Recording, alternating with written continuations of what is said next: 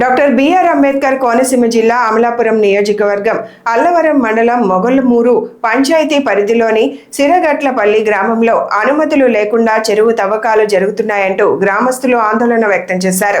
గ్రామంలో ప్రజలు నివసిస్తున్న ఇళ్లకు ఆనుకొని చెరువు తవ్వకాలు చేపడుతున్నప్పటికీ సంబంధిత అధికారులు పట్టించుకోవడం లేదని గ్రామస్తులు ఆరోపించారు.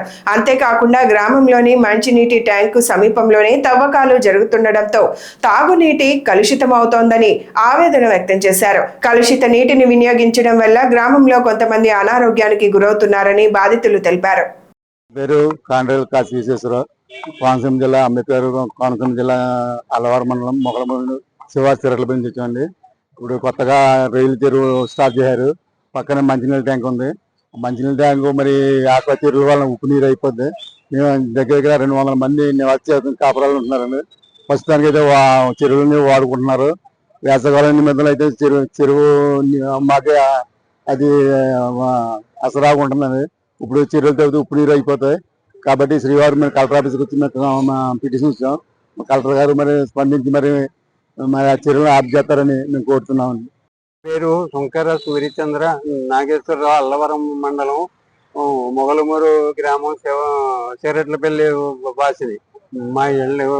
మాకు ఇంటి వెనకాల మంచినీళ్ళ చెరువు దగ్గర చెరువులు తవ్వుతున్నారని 24వ తారీఖున 4వ నెలలోనేమో దరఖాస్తు ఇచ్చి ఉన్నాము కలెక్టర్ ఆఫీసులో.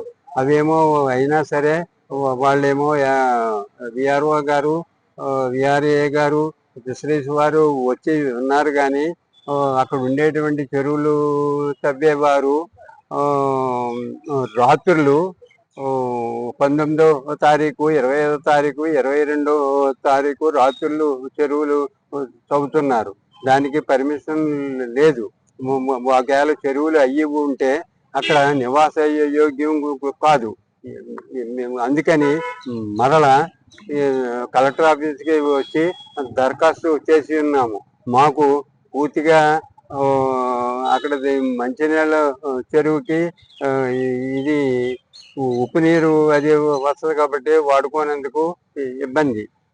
మాకు అక్కడ చెరువులు అవ్వకుండా చూడమని ప్రార్థిస్తున్నాను.